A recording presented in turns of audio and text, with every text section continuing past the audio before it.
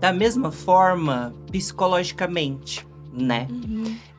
Quando a gente falou lá no primeiro episódio, vamos voltar um pouquinho também, Mari, pra perguntar, e aí, como que foi pra você, né? A gente trabalhou um pouco sobre a ideia da terapia afirmativa, né? E eu queria que você trouxesse um contexto, né? Aproveitasse e fizesse um resgate pra gente de como, e a Di consegue complementar isso com maestria, de como começou essa ideia, né, de transgeneridade dentro da psicologia e em que lugar que entra a terapia afirmativa pra quem tá sem contexto. Eu sinto que a terapia afirmativa, ela é o mínimo do mínimo que não deveria existir terapia afirmativa. Todo terapeuta, todo psicólogo, psicóloga deveria ser afirmativo por si só. Isso deveria estar embutido na nossa formação. É muito difícil precisar existir uma terapia afirmativa. E eu sinto que ela vem também como uma tentativa de limpar a barra da psicologia. Porque a gente precisa assumir nossa culpa e nossa responsabilidade aqui, né? A psicologia foi fonte de sofrimento e de violência e esteve do lado errado por muito tempo na nossa história, né? A psicologia patologizava, a psicologia afirmava que era sim uma doença, que isso era errado, junto com a medicina. As duas instituições. E a igreja e todas as outras. Exatamente. Então a gente precisa entender que a psicologia tem muita culpa em tudo isso que a gente vive hoje. E eu sinto que a terapia afirmativa, que é muito recente, ela é essa tentativa de tentar limpar um pouco a barra da psicologia e também de tentar dizer que é isso, gente, é o mínimo. Então, ser uma pessoa afirmativa, né? Ser um terapeuta, uma terapeuta afirmativa, tem base no acolhimento e na validação. E eu entendo aqui validação, quero deixar um ponto muito específico, que às vezes a gente escuta a validação de um lugar de vou validar um documento, então eu vou dizer que esse documento é válido.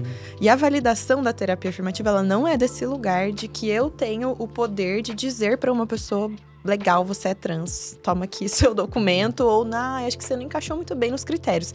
Não é isso. A validação na terapia afirmativa, a minha forma de entender, é de proporcionar um terreno seguro para que essa pessoa possa ser quem ela é. Perfeito. Positivar a experiência, né? Sim. Você entender que a sua experiência, ela é, sim, positiva e válida, né? Eu acho que eu concordo com você, isso de criar um solo fértil, principalmente. Sim, é isso, para a pessoa se ser e às vezes se descobrir. Porque muitas vezes ela não tem espaço nem para se explorar, para começar a questionar sobre gênero, por exemplo, para começar a se perguntar. E eu vejo isso muitas vezes na prática, imagino que a Di também veja, que às vezes as pessoas que estão começando a se questionar em relação à sua identidade de gênero, elas querem uma resposta nossa. Né? De tipo, e aí, Mari, será que isso aqui que eu sinto as pessoas trans sentem? Será que isso me faz ser uma pessoa trans, né? E a minha resposta é sempre: isso não é meu lugar de te dizer, né? Você precisa descobrir isso. Não vai ser sozinha, porque o meu papel ali é esse, de possibilitar esse espaço, esse terreno seguro e firme. Mas é uma resposta que é só sua, que ninguém pode dar, nem eu, nem ninguém da sua vida, nenhum outro profissional. E que às vezes nem precisa da resposta. Às vezes é só sobre ser. Sem necessariamente precisar estar numa caixa, estar num rótulo. Eu entendo que socialmente é mais fácil da gente se afirmar quando a gente tá numa caixa. Um padrão. Mas nem sempre isso é necessário. E não é todo mundo que busca essa resposta também muito específica. O Preciado fala que o perigo, né, das terapias afirmativas é a mutilação das diferenças, né? Justamente por causa disso, né?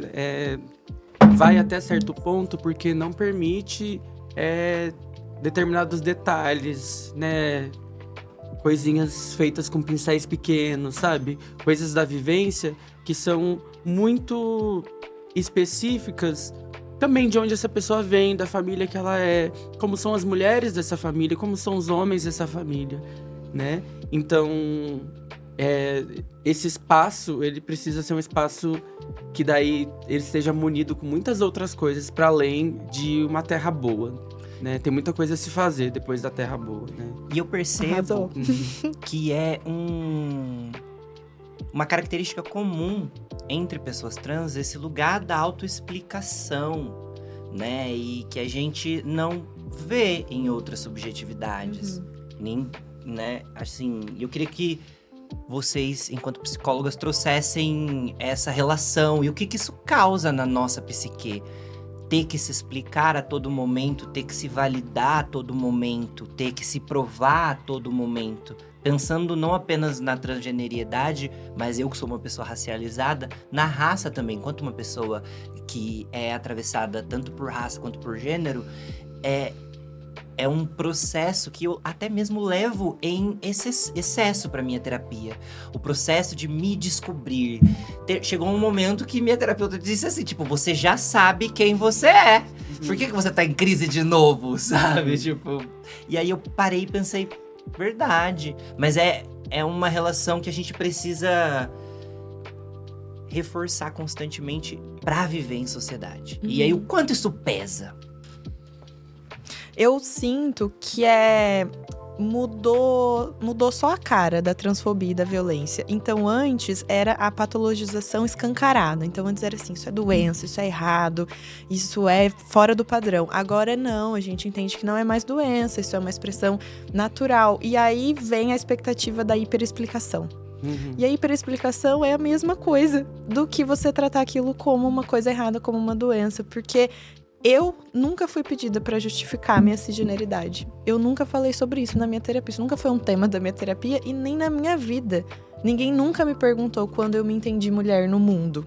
Entende? Então, essa expectativa dessa explicação e desse posicionamento constante é só uma forma de violência velada. É um lugar de...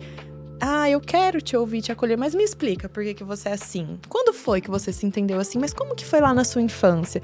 Isso não interessa. Interessa que essa pessoa é ela por inteiro, né? Assim, ser uma pessoa trans, ser uma travesti, é uma identidade de gênero, mas ela é tantas outras coisas para além disso. Então, eu sinto que essa necessidade dessa hiperexplicação, dessa justificativa, ela é uma transfobia mascarada. Antes ela era escancarada, agora ela tá mascarada. Mas eu sinto que não mudou muito. Não, eu não acho que mudou também. Se a gente for pegar a psicanálise, né? Que a psicanálise traz nas relações parentais, nas relações familiares, essa compreensão de que a gente nasce e a gente já tenta dar conta do inconsciente dos nossos pais. Desde um bebê que não chora muito, um bebê que não dá muito trabalho, porque talvez já saiba ali inconscientemente que aquele ambiente não vai ser seguro para determinadas coisas. Então a gente cresce dessa forma. E eu acho que a psicologia a psicanálise, na verdade, né, colocando especificamente a psicanálise do suposto saber, do grande outro ali, que coloca sempre o terapeuta como quem sabe.